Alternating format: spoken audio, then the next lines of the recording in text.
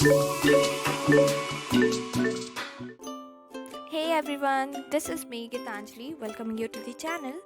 In today's video, I'll be teaching you another poem that is titled as Fire and Ice. So, let's have a brief introduction about our author. This poem is written by a very famous American poet, Robert Frost.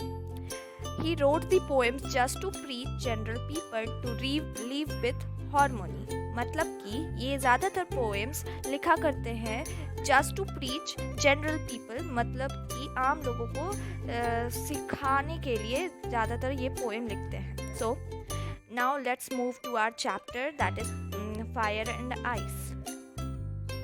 Fire and Ice is a highly symbolic poem. Now, what do you mean by symbolic poems? तो symbolic का मतलब होता है कोई भी एक word को जैसे हम मेंशन करते हैं कुछ किसी दूसरे चीज़ को सिग्निफाई करने के लिए, उसे ही हम symbolic मतलब सिंबॉलिक वर्ड्स या सिंबॉलिक टाइप के पोएम्स उसी को बोलते हैं.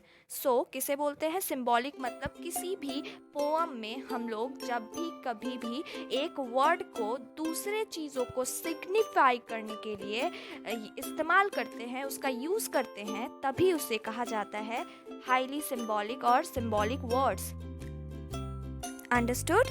So, in this poem, poet has tried to put forward his opinion about how the world will end, either way, in fire or in ice. So, what is the meaning of fire and ice in this poem? So, we will try to understand that. In the poem, fire signifies desire, means इंसानों में जो desire है, जो unending desire है, चाह है, इच्छा है कि ये मुझे चाहिए, वो भी मुझे चाहिए, मुझे हर चीज़ चाहिए दुनिया में.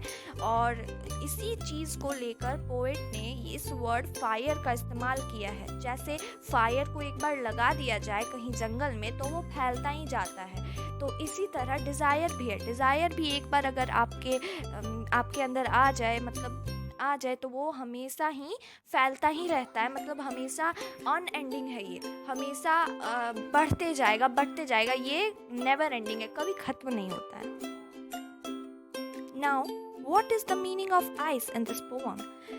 Ice means hatred that we humans possess for each other, for our fellow beings.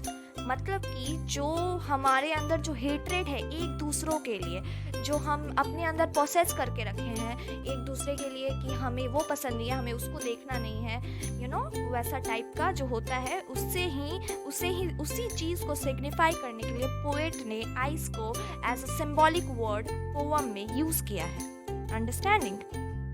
Now in this poem, poet has tried to convey to us, or poet has predicted two major reasons for which the world will end, the world will meet its end. That is, it can either finish with fire or an ice. So, let's read our poem line by line so that we can understand the deeper meaning. So in this poem we could have asked a questions that what do you think, this world will end in fire or ice could serve the same purpose? तो ये answer समझने के लिए हम लोग चलिए poem को line by line read करते हैं और इनर मीनिंग समझते हैं. So some say the world will end in fire, some say in ice.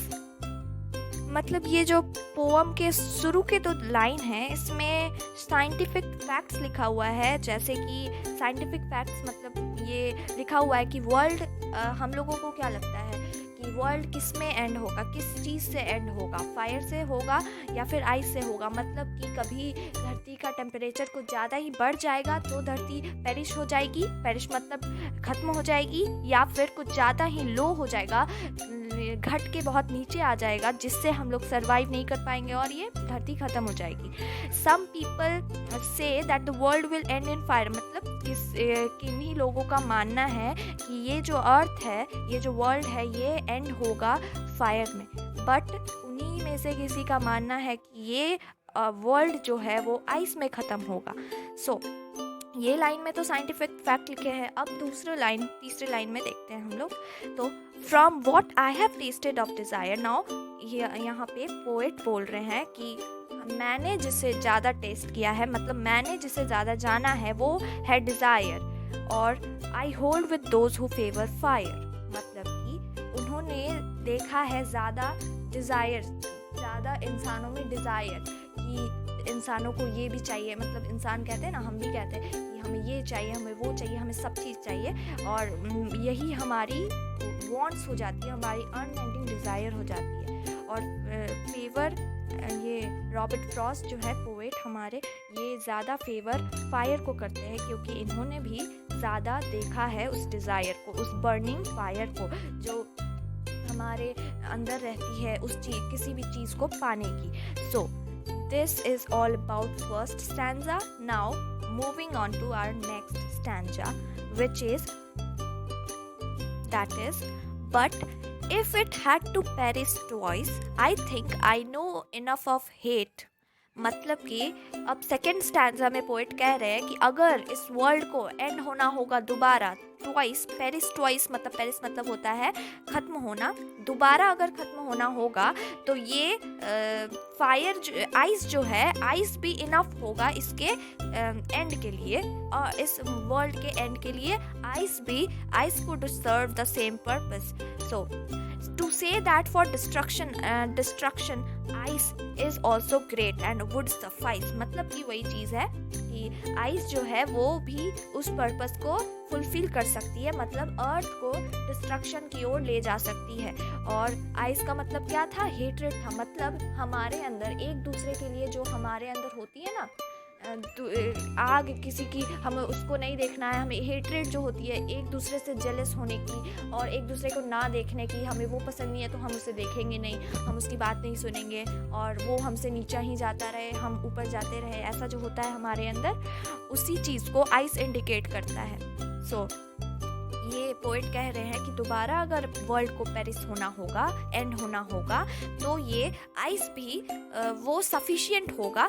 Would suffice का मतलब होता है सफिशिएंट होगा, आइस भी सफिशिएंट होगा इस वर्ल्ड को एंड होने के लिए, इसको डिस्ट्रक्शन की ओर ले जाने के लिए। So this is all about our poem Fire and Ice. I hope you all have understood it very clearly. Now let's have our quick summary of this poem. Now in this poem, poet has tried to convey to us the two extreme human qualities that we humans possess, that is desire and hatred for each one of us, for each other. We possess that desire and hatred. Desire stands for fire and hatred stands for ice. जैसा कि मैंने कहा, यहाँ पे poet अपनी opinion को present कर रहे हैं इस पोएम के द्वारा। वहाँ पे वो बोलते हैं, दो रीजंस प्रेडिक्ट किए हैं उन्होंने कहा है कि डिज़ायर और हेट्रेड, मतलब फायर एंड आइस, ये जो है दो ओपिनियन, दो रीजंस हो सकते हैं इस वर्ल्ड को एंड हो जाने के लिए, मतलब ये वर्ल्ड जो है ख़त्म हो जाएगा ये दोनों कारणों से।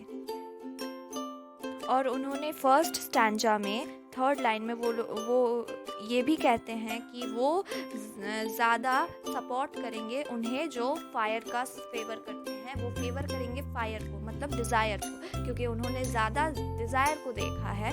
और सेकंड स्टैंजा में वो कहते हैं कि वो अगर वर्ल्ड को ट्वाइस पेरिस होना होगा, मतलब ट्वाइस दोबारा ख़त्म होना होगा, तो वो आइस के साथ भी हैं, मतलब आइस जो है, आइस मतलब हेट्रेड जो हम लोगों में है, एक दूसरे के लिए, एक दूसरे जेलसी की भावना जो है वो एक दूसरे में, हम एक दूसरे के लिए हम लोग प्रोसेस करते हैं, तो वो ऐसा कहते हैं कि ये भी एक रीज़न हो सकता है वर्ल्ड को एंड होने के लिए। Now the poem is completed. आप लोगों को बस लाइन बाय लाइन जो एनसीईआरटी टेक्स्ट बुक में आप लोगों को दिया हुआ है पोएम, वो रीड कर लीजिएगा, ताकि आप लोगों को एग्ज़ाम में जो एक्सट्रैक्ट बेस्ड क्वेश्चन आंसर्स आते हैं वो आप लोग अच्छे से कर पाओ। तो इसलिए आप लोग अच्छे से ये सब स्टैंजास को देख लीजिएगा और समझ लीजिएगा, जैसा कि मैंने समझा दिया है। तो इसी चीज़ से आप लोग इनर डीप मीनिंग में भी आप लोगों को क्वेश्चन आ सकते हैं। और आप लोग ये बस याद रखिएगा कि फायर जो है, fire stands for, fire signifies desire and lust, greed and avarice, whereas ice signifies hatred among human beings, indifference from our fellow beings, and indifference and intolerance that we possess. And that is all about this poem. Now, if you want question and answer related to this particular poem, so you can comment down below in the comment section. तब तक के लिए stay safe, stay healthy and stay tuned. Bye bye. Thanks for watching.